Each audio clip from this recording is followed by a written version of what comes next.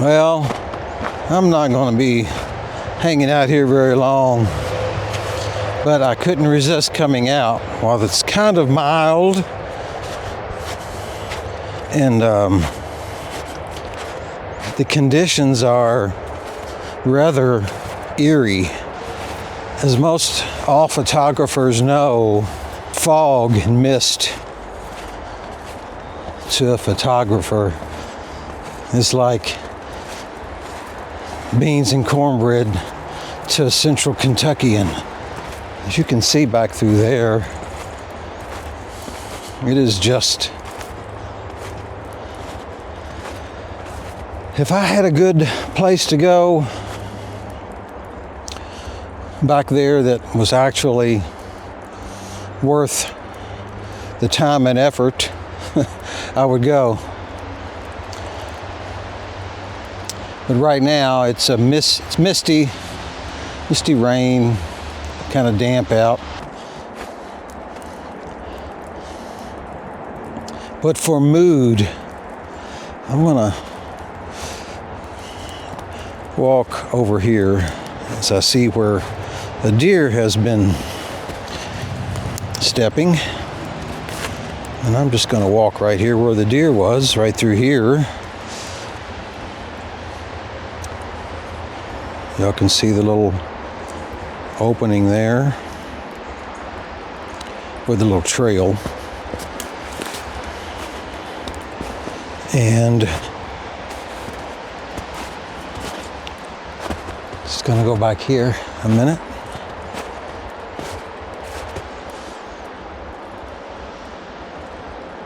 It is kind of eerie and moody, foggy.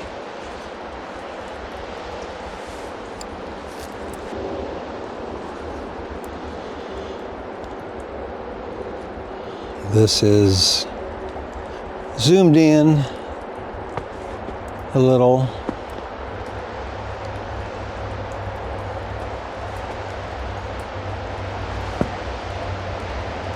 Actually, back when we first moved here, I used to deer hunt way back over there. Don't anymore. I am gonna put this thing down right here and take a picture with my phone because I can't resist it. Maybe y'all can kind of watch me take a picture. Oh, that would be so much fun, huh? Watching me take a picture. But I like that little Ulanzi TT38. Holding my Ace Pro, the iPhone 14 here, 14 Pro Max. Let's take a photo. We'll make this log be the leading line here. Well, 16 by 9. Okay. And let me see. I wanted to point to here. Let me get that in there too, just for the fun of it. Let me get the Ace Pro in there.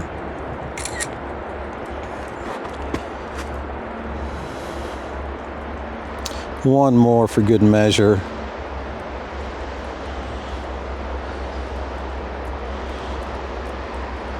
And bam.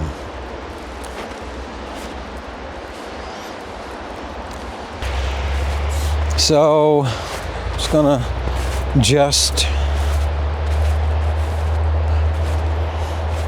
use this for an intro. All right, I'm not sure how good this is going to work, folks, but we're going to give it a go. I've got the Insta360 connected. It's on a holder around my neck. I forgot the name of it. I'll show you a picture here. But anyway, I've got the Rode Wireless Go Gen 3 connected up too, and I have my mic clipped onto my hat, and what I'm going to do, I joined the Cornell Lab of Ornithology Feeder Watch this year. Well, actually, I joined it in November of last year. And what I'm going to do now is fill up my feeders, and it's going to be a little iffy because I can't really see how much battery's left, because this neck holder I've got is blocking. I can't bend my neck down. I can't raise the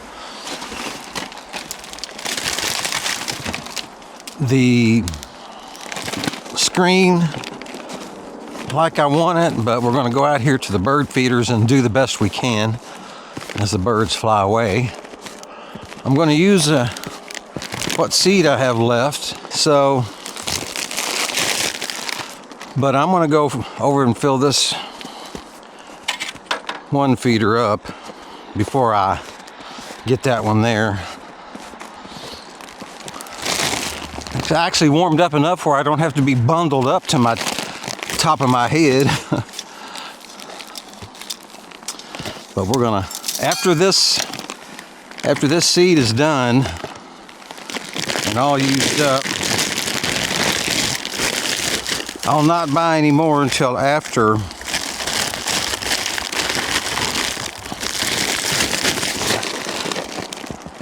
these feeders are cleaned, because I haven't cleaned them yet. And I'm not being very careful with the seed, because I don't care what spills out, because the birds gets it. I had another type of seed in the other feeder that ran out of that seed, so also I need to do a couple of days, an hour or two each day watching, because I haven't made the first report yet for my feeder watch site on the Cornell Lab of Ornithology website. So I'll fill the feeders, and I'll sit up there, if y'all can see it or not, up there on the balcony. I'll just watch out the window there, the sliding door, and count what birds I see. I'm seeing a lot of chickadees, I know that. This is the first year I've actually participated in the backyard feeder watch. So we're going to fill this one up. I know I've seen, well, I'll have to put this down so I won't get in front of the camera. Forgive all the rattling there. I have the wind muff on the transmitter, so hopefully that ain't too bad. And hopefully I won't drop the bag of bird seed.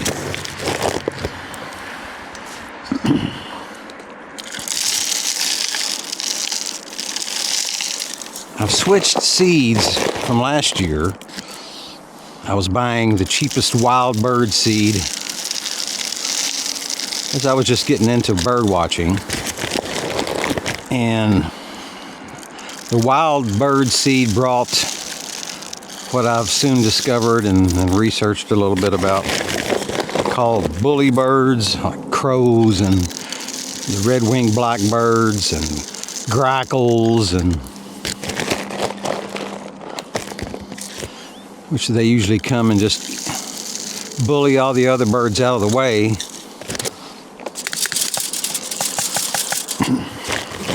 So I started using better seed this year. There's some kind of bird over there squeaking. Want me to hurry up and fill this feeder up, probably. I'll have to use my bird ID recordings on the Merlin Bird ID app, just to see what that bird might be. 'Cause I still haven't been able to look at, well, certain birds I still can't ID until I look at the poster that they gave me. But cardinals and blue jays and chickadees, it's the wrens that I'm not sure how to ID. Well, that's full. And so that's good to go. Again, forgive the rattling of the bag. It's about empty. This is gonna wrap it up. Y'all don't wanna put up with me showing you any more of these menial tasks and chores around the house. Don't need to shovel any snow as I stomp it off my feet. My wife is at her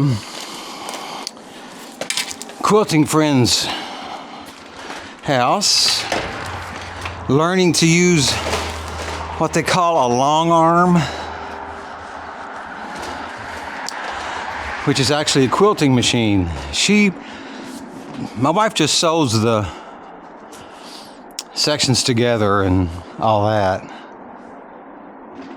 and she don't quilt the back of it. She don't put the batting on the back. She takes it to a couple of different places, but she's at one of those places now because she's now interested in using the long arm, which is the machine. It's what's called the long arm. It's a big sewing machine, actually, on a big long table. So I'm going to stop and try to set up do a little watching here for the Cornell Lab of Ornithology, and there's a report you fill out and count the birds that you see. Bro, I don't know what went on right there. Well, that's a warm snow's melted from that spot, but man, it's foggy. And I'm going to go back to the house, get this footage uploaded. Hope everybody's out there is doing okay. I've been kind of busy today getting a WordPress site built, which is kind of still in the works a little. Switching from Blogger, which wasn't a paid thing, but I moved my TC Connor website.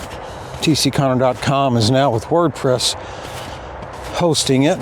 So, and that was kind of fun and interesting to get all set up, but I got her done. And so I'm back at the house.